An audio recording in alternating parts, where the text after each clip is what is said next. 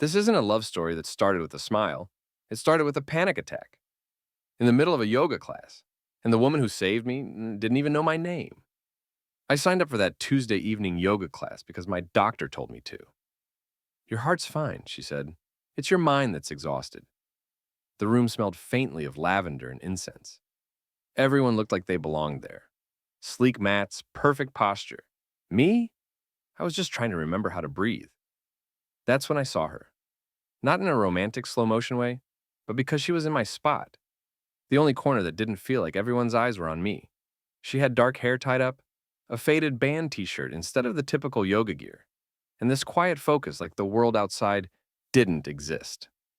I sat up near her anyway, awkwardly close. When the instructor dimmed the lights and told us to close our eyes, I tried. I really did. But halfway through the breathing exercise, the room started spinning. My chest tightened. My hands tingled. I was losing it. Right there on the mat. Before I could bolt, I felt a gentle tap on my arm.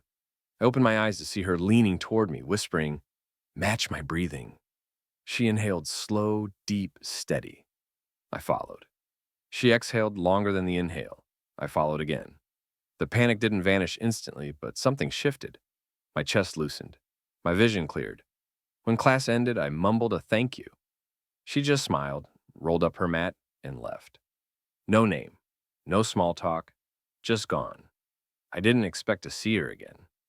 But the next week, she was there, same spot, same band t-shirt. And this time, she nodded at me like we shared a secret. Over the next few months, our routine grew without us planning it. She'd adjust my posture during poses. I'd save her a spot when she was late.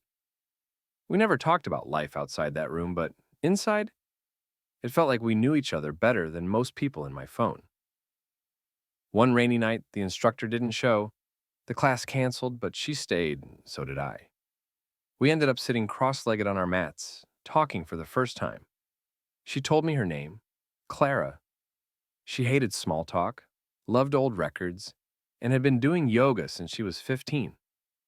When I told her about the panic attack that first night, she said, "I knew. I've been there." A few weeks later, Clara stopped coming. 1 week, 2 weeks. I almost convinced myself she was just busy until I ran into her at the park. She looked pale, thinner, but her eyes still carried that calm weight. That's when she told me. She'd been recovering from a heart surgery. The yoga, the breathing, the focus. They weren't just hobbies. They were survival.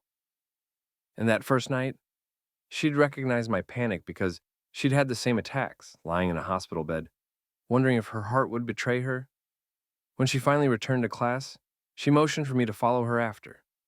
We ended up walking under the streetlights, and somewhere between the rain and the quiet, I realized something. This wasn't just a crush. She hadn't just helped me breathe that night.